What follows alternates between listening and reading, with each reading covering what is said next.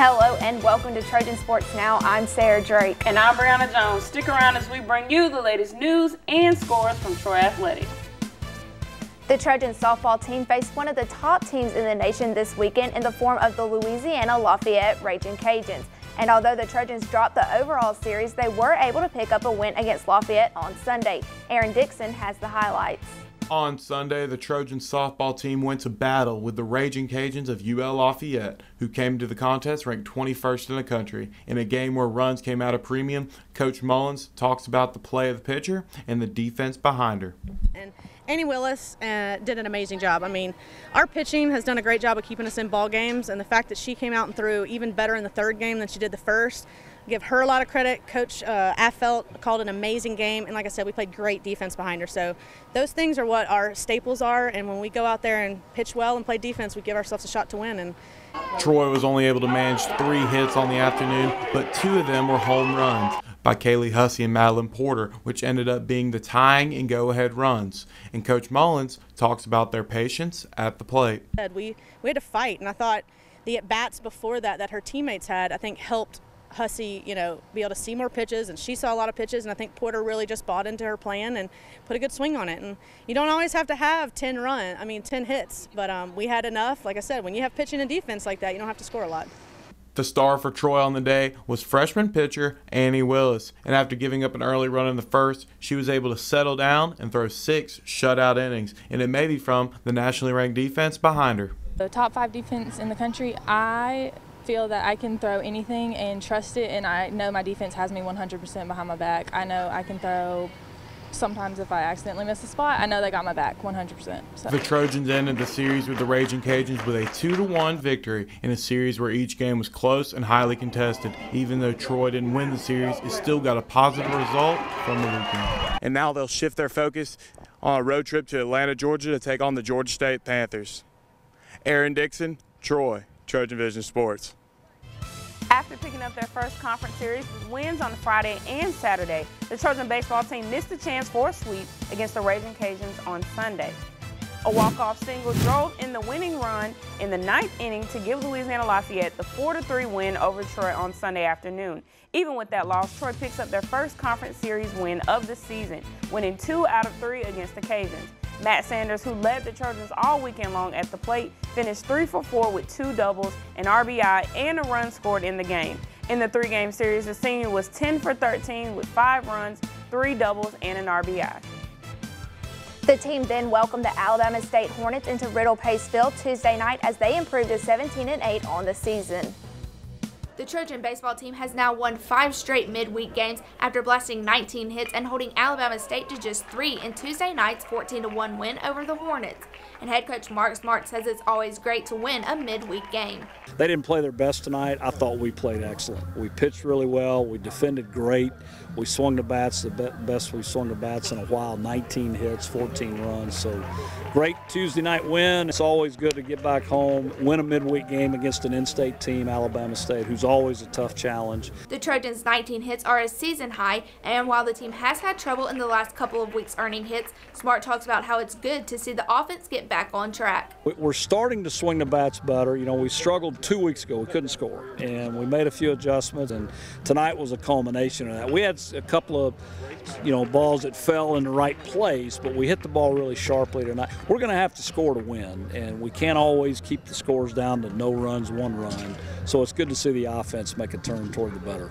With a batting lineup that usually sees Brandon Lockridge batting second, Coach Smart moved him into the 4th spot for Tuesday night's game, and he said he did that because he felt Lockridge needed a change in scenery.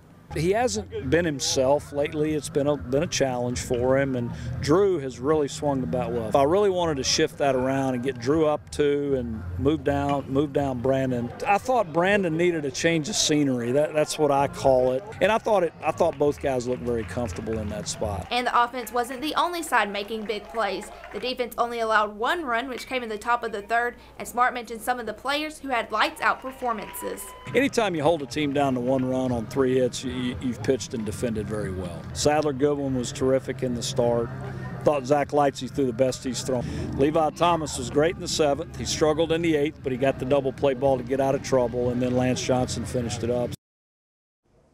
The Troy outdoor track and field team took home 8 individual event wins for the second weekend in a row, this time at the Alabama Track Challenge hosted by Sanford. India Somerville was the most impressive, throwing the shot put 14.78 meters to win the event and set a new school record. Michael Avernan set a career best mark of 62.25 meters in the hammer throw, while Titus Seasmore jumped higher than he ever has before with a 2.10 meter high jump. Rounding out the field winners were Connor Brookman with a 55.53 meter javelin throw and Javen Wortham with a 48.62 meter discus toss.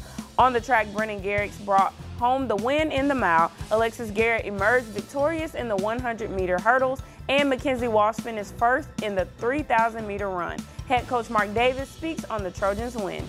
We did extremely well. I mean, we had a lot of wins, a lot of PRs, and a lot of confidence built after this meet. It's always nice when we're running against, conference foes. We had South Alabama there, and Sanford was there as well. Obviously not in the conference, but they have a very good team. So it was good to be able to go in and come out with some wins and come up with, seconds and thirds to go along with it. That's the name of our game.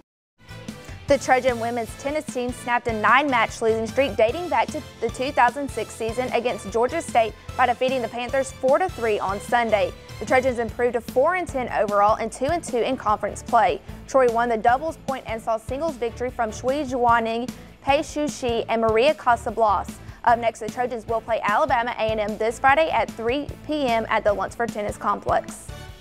As the men's tennis team season is nearing conclusion, the Trojans knocked off conference foe Georgia Southern 4-1 on the road. Troy has now won 5 of their past 6 and 8 of the past 11 matches dating back to the second match of March.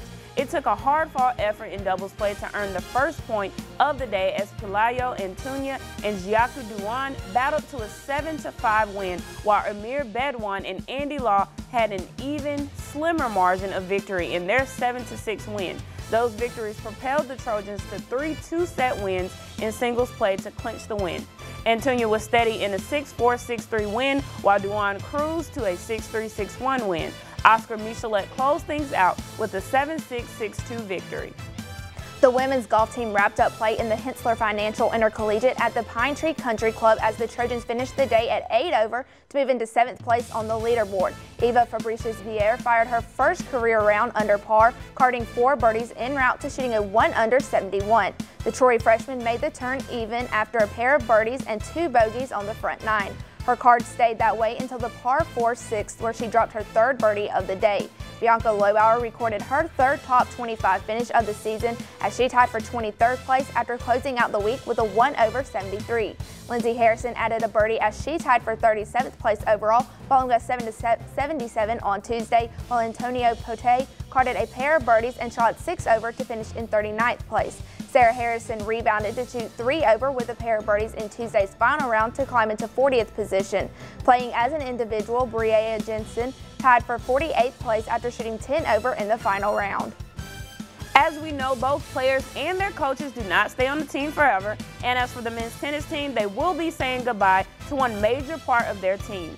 Head coach Scott Kidd has announced he will be resigning from the team, concluding their 2018 season. Kidd is currently in his 5th season at Troy, and back in 2015, he led the Trojans to the Sun Belt Conference Championship.